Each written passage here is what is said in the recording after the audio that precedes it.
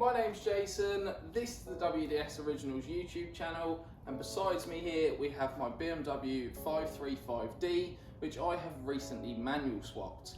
Now in today's video we're going to tell you all about that manual swap, how to go about doing so, and also give you a bit of a review. So without further ado, let's get into today's video. Now I am currently driving a 530 diesel manual transmission, which is going to be my donor car. The reason I personally prefer buying donor cars is because you can test everything properly for yourself. So if you bought a gearbox on a pallet, you don't know if it's going to crunch in second. Not only that, but if you do buy a donor car, you can also recuperate some money. Now I paid £1,200 for this car.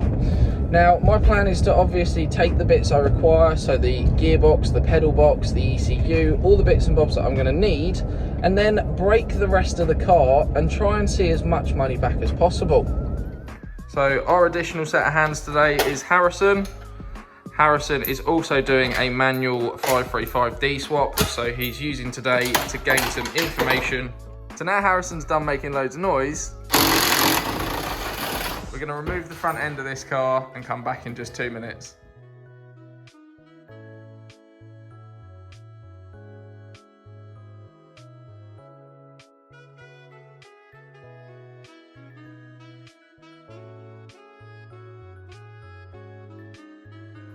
Now that the engine and gearbox is removed, we are going to remove all the bell housing bolts and take the gearbox away from the engine. So today is day 2 of the manual swap on the 535D. It is incredibly hot today, guys. It is 38 degrees outside, so if we are a little bit slow, do bear with us. But what you'll also see as we come into the garage is all the parts for the new manual swap that we're going to be doing. So we've put in quite a large order with BMW. We've ordered all the new bushes and everything. We've got some upgraded parts, braided lines, new clutch, all the pedal box and all the bits out of the old car as well.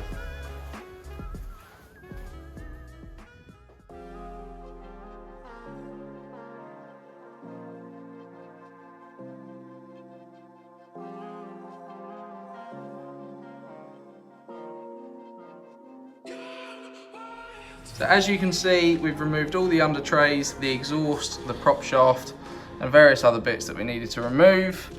But what we can also see is that my auto box might not have been as bad as I thought, as it is leaking quite a lot of oil.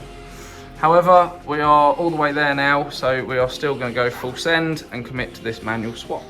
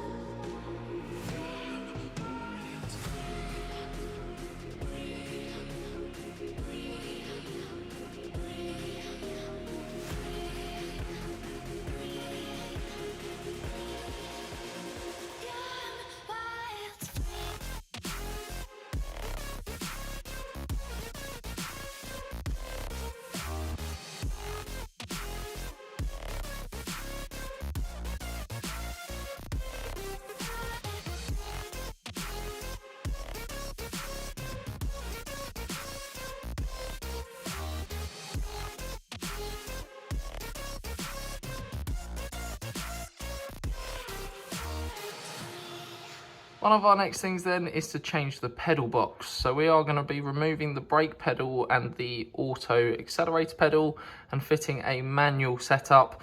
So the accelerator pedal will not have the kick down feature anymore, and also we will be adding obviously the clutch.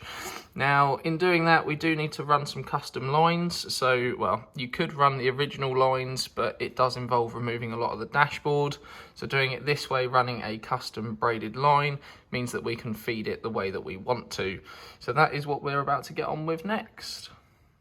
So as you can see, we're halfway through fitting the pedal box, and we are now currently installing our custom braided line. It goes through the bulkhead, as you can see here, through our little grommet and past the brake reservoir and down towards the slave cylinder.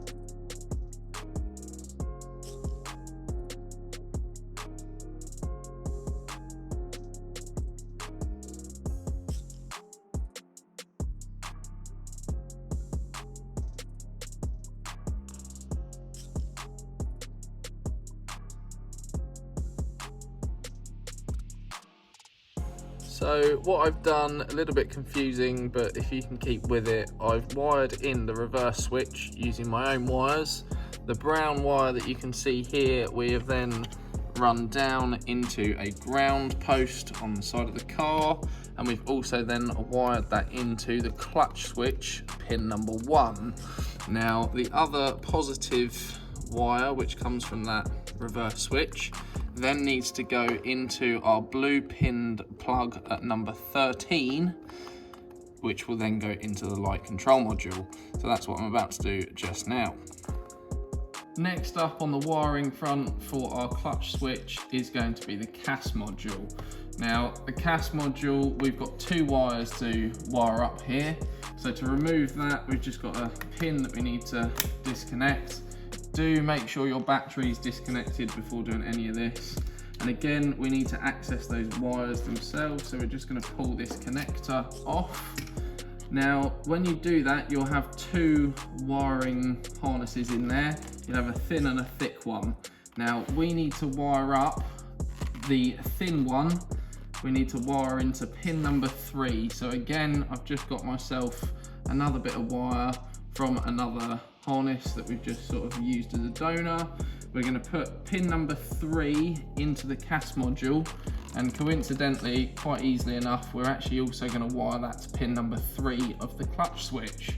So we're going to wire those 2 together like that, and then put that into pin number 3 of the CAS module, and then we've also got to do one more.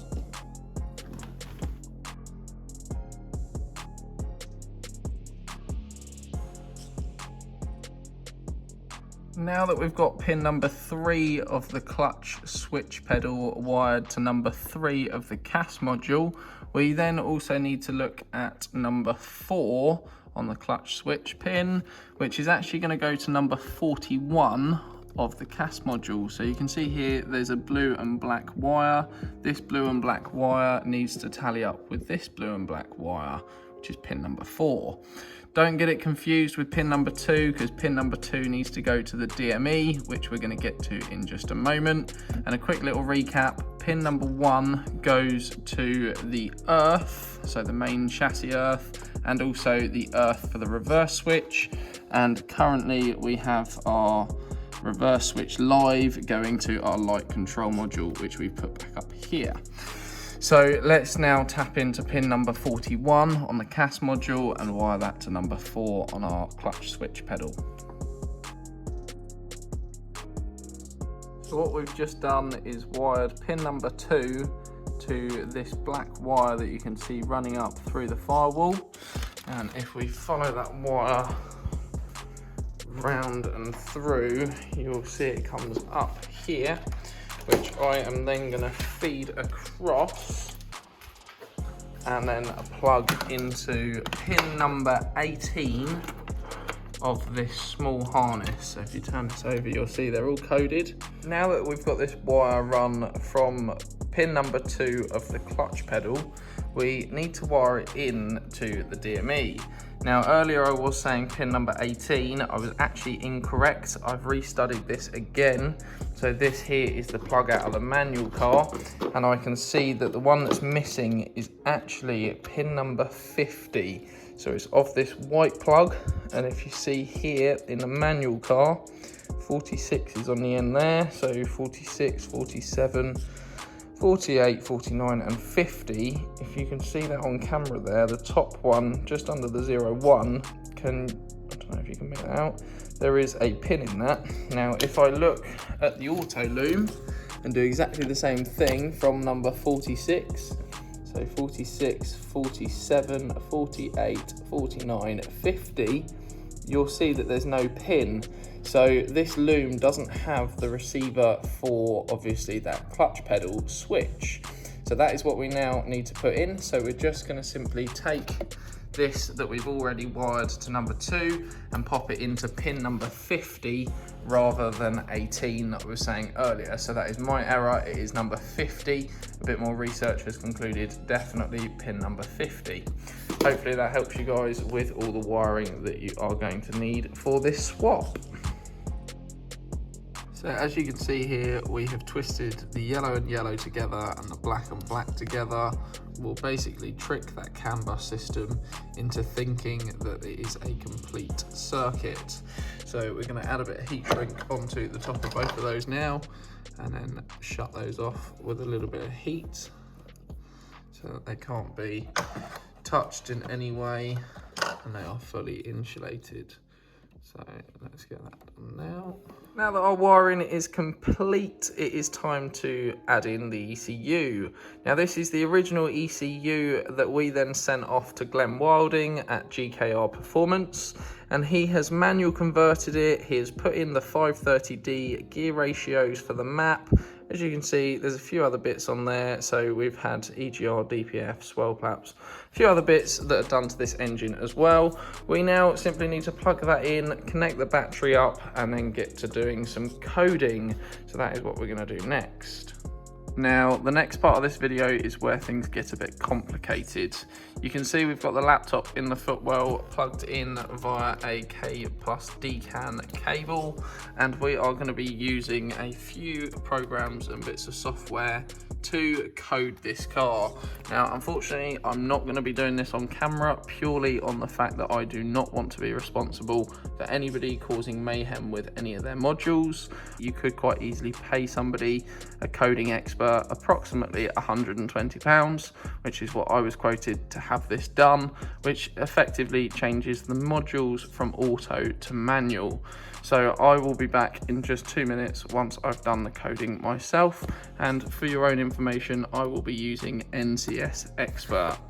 So I'll be back in just a moment. Now that our coding is complete, it is time to see if what we have done has worked. So turn of the key.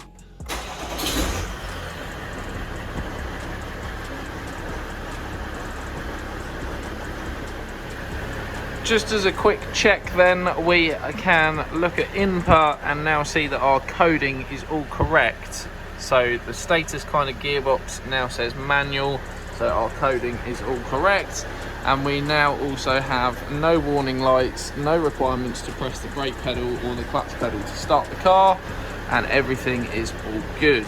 So that is our 535D manual converted E61 finished. One thing that we did do is fit this silver gear knob. Now that is something that's been upsetting me since I finished this. So I've just managed to find in my stash of parts a brand new 6-speed gear knob. Now we're going to fit that, and hopefully that should be the finishing touch. Overall then, I am extremely happy with my 535D manual. So the car performs, looks, feels very much like it was meant to be. Another of the benefits is the increased fuel consumption. I'm now averaging close to 40 miles to the gallon, and it also tows 10 times better. So as you can see here, we are collecting the latest project, which is an Alpina D3, which we will be M57 swapping in the coming videos. For now though guys, I just want to say thanks for watching, and please don't forget to subscribe for plenty more content.